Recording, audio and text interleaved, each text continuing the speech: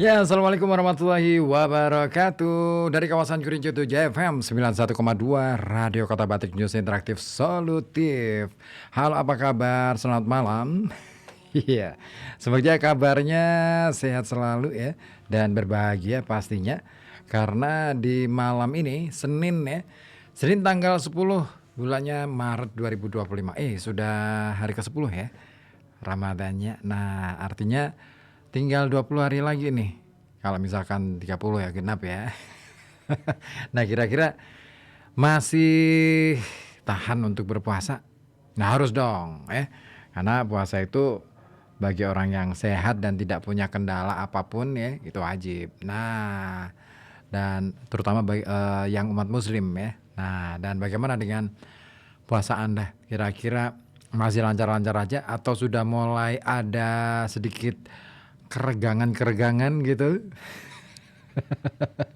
Ya, semakin kesini emang godaannya semakin rame aja, semakin seru ya.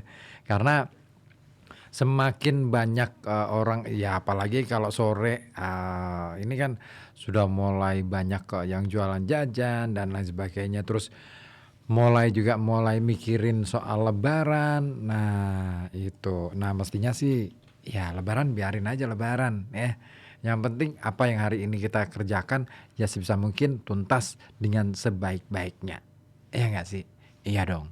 Berikan yang terbaik untuk diri kita, minimal itu.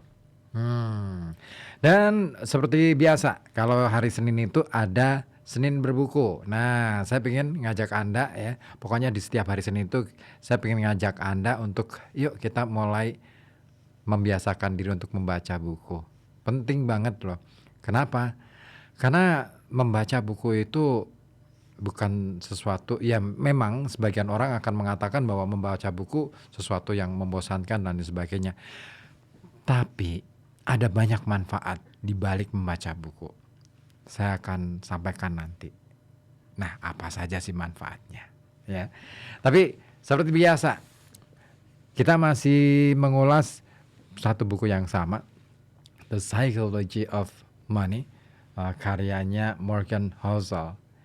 Nah, kita sudah memasuki bab, kemarin sudah sampai ke bab kelima ya. Nah, kita mau masuk ke bab keenam yang judulnya Anda Menang Undian. Wah, kira-kira apa yang ada di dalam benak Anda kalau dengar judul ini? Anda menang undian, keberuntungan laki ya. Tapi apakah itu yang mau diceritakan oleh Morgan Housel? Kita tidak tahu. Yuk, langsung saja saya akan bacakan untuk Anda, dan Anda ya yang mau bergabung silakan bisa melalui saluran telepon 0285424474 ataupun melalui WhatsApp di 0855422912 ya. Yang ingin kasih tanggapan atau respon terhadap isi buku yang saya baca ini. Nah, syukur-syukur ada yang mau kasih rekomendasi buku apa nih yang kalau buku ini selesai kira-kira apa lagi yang pingin Anda dengar, pingin Anda rekomendasikan untuk aku baca gitu, aku untuk saya baca gitu di sini di Senin berbuku serbuk. Oke, ya dikirim ke WA boleh di 0855422912 atau bisa ke ya WA aja deh. Biar lebih gampang ya. Atau mungkin ke kolom komentar kalau yang nonton nanti ya. Ini kan nanti aku upload juga nih ke YouTube dan juga ke Facebook. Nah, silakan yang mau kasih rekomendasi ya soal judul buku siapa, karya siapa yang mau dibacakan. Nah, secara bertahap ya kita akan bacain sampai selesai. Semoga aja sih. Nah, seperti buku yang satu ini, The Psychology of Money, karya Morgan Housel.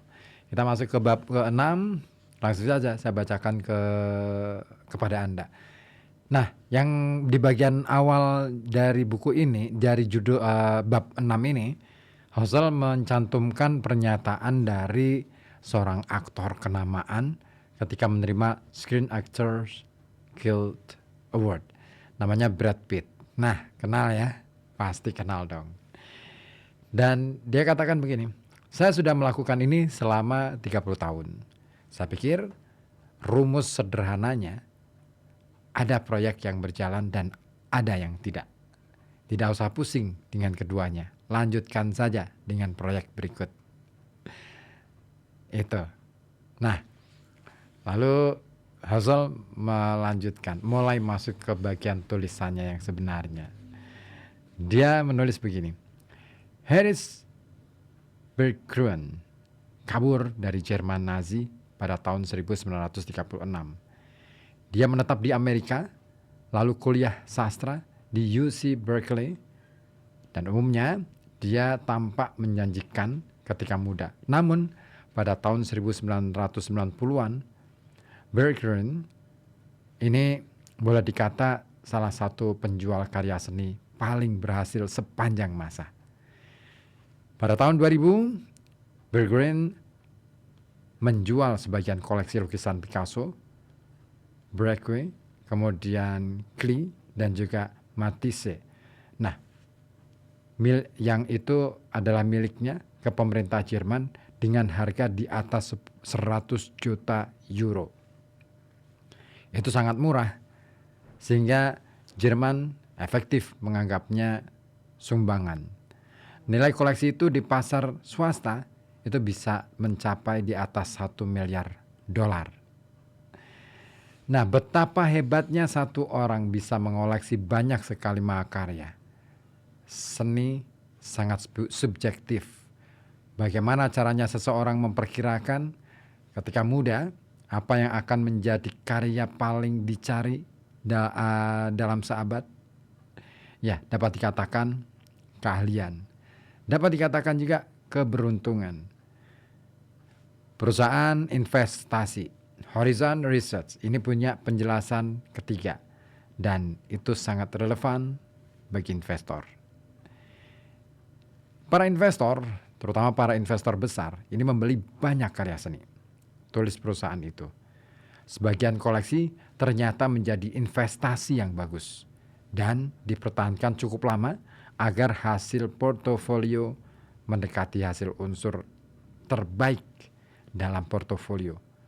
Itulah yang terjadi. Para pedagang besar karya seni beroperasi sebagaimana reksadana indeks. Mereka membeli semua yang mereka bisa beli, dan mereka membeli untuk portofolio, bukan hanya yang kebetulan mereka sukai. Kemudian mereka menunggu beberapa di antaranya jadi menguntungkan. Itulah yang terjadi. Nah, barangkali 99% karya yang didapat Berggruen ini sepanjang hidupnya ternyata bernilai rendah. Namun itu tidak penting kalau 1% sisanya karya Picasso. Berggruen bisa lebih sering keliru, tapi tetap saja menang besar. Banyak hal dalam bisnis dan investasi bekerja seperti itu.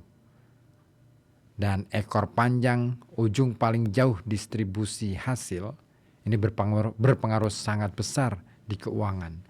Di mana sejumlah kecil kejadian itu bisa menjelaskan sebagian besar hasil. Itu bisa sukar dihadapi, bahkan ketika Anda mengerti matematikanya.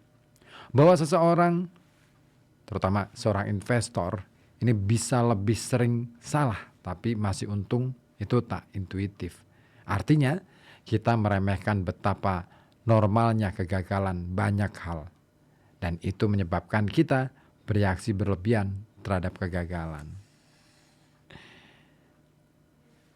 Steamboat Willie membuat Walt Disney, dikenal sebagai animator. Keberhasilan bisnis itu lain cerita. Studio pertama Disney bangkrut, film-filmnya berbiaya produksi sangat mahal, dan pendanaannya melibatkan syarat-syarat berat. Pada pertengahan tahun 1930-an, Disney telah memproduksi 400 lebih film kartun. Sebagian besarnya pendek, sebagian besarnya disukai penonton, dan sebagian besarnya menyebabkan kerugian. Snow White and the Seven Dwarfs ini mengubah segalanya. Pendapatan 8 juta dolar dari film itu dalam 6 bulan pertama tahun 1938 jauh lebih besar daripada apapun yang pernah didapat perusahaan Disney sebelumnya. Disney Studios bertransformasi, semua utang perusahaan dilunasi, pegawai penting diberi bonus agar tidak pergi. Perusahaan membeli studio baru di Burbank dan yang masih ada sampai sekarang. Piala Oscar mengubah Walt dari orang terkenal ke selebritas penuh. Pada tahun 1938, dia sudah memproduksi film sepanjang ratusan jam. Namun dalam bisnis, 83 menit Snow White itu saja yang penting. Apapun yang besar, menguntungkan, terkenal, atau berpengaruh adalah hasil kejadian di ekor suatu peristiwa pencilan dengan peluang 1:1000 atau 1.000.000. Sebagian besar perhatian kita terarah ke hal-hal besar, menguntungkan, terkenal, atau berpengaruh. Ketika sebagian besar perhatian kita tertuju ke hasil di ujung ekor, mudah saja meremehkan betapa langka dan kuatnya hasil itu. Jelas, ada beberapa industri yang didorong ekor, misalnya permodalan Ventura. Jika membuat 50 investasi, satu pemodal Ventura mungkin mengharapkan separuhnya gagal. 10 lumayan sukses dan 1 atau 2 meledak menjadi 100% hasil. Perusahaan investasi Correlation Ventures pernah menghitungnya. Dari 21.000 lebih pendanaan Ventura dari 2004 ke 2014. 65% rugi. Ya, 2,5% investasi memberi keuntungan 10 sampai 20 kali lipat. 1% memberi keuntungan di atas 20 kali lipat. 0,5%, sekitar 100 perusahaan dari 21.000 mendapatkan 50 kali lipat atau lebih, dan itulah sumber mayoritas hasil di industri permodalan Ventura. Anda boleh jadi berpikir bahwa itulah yang membuat permodalan Ventura sangat berisiko. Siapapun yang berinvestasi di modal Ventura tahu risikonya. Nah, sebagian besar perusahaan rintisan gagal dan usaha dunia hanya cukup baik bagi segelintir yang sangat sukses. Ya, jika Anda ingin hasil lebih aman, bisa diprediksi, dan lebih stabil, Anda berinvestasi di perusahaan publik besar. Begitulah yang Anda pikir. Ya, keberhasilan Anda sebagai investor akan ditentukan oleh bagaimana Anda menanggapi beberapa momen mengerikan, bukan bertahun-tahun yang dihabiskan dengan lancar. Yap, that's the point, bahwa keberhasilan bukan ditentukan berapa lama kita berada di situ dan lancar-lancar aja, tetapi bagaimana kita menghadapi risiko, momen-momen yang berisiko. Ya, karena kalau saya sih berpikirnya gini, karena hidup adalah sekumpulan risiko. Sepakat. Baik, masih akan saya lanjutkan di bagian berikutnya dengan buku yang sama, The Psychology of Money.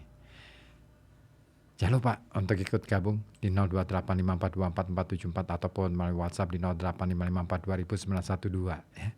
Saya sapa dulu yang sudah bergabung. Ada Bung Iwan di Kesesi ya. Assalamualaikum, Mas Ribut absen nih biasa. Kalau sama mau request lagu gitu ya. Oke deh. Oke, nanti ya coba ya. Thank you. Yang lain boleh gabung ya untuk ikutan kasih rekomendasi, barangkali buku apa yang perlu untuk saya bacakan kepada Anda di kesempatan setiap Senin malam ya. Senin berbuku. Baru nih.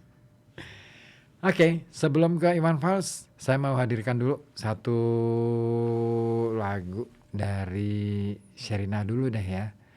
Saya ini teringat ini nih, satu lagu yang asik juga nih untuk di diputerin malam hari ini. Ini nih nih. Sherina, Pergilah Kau.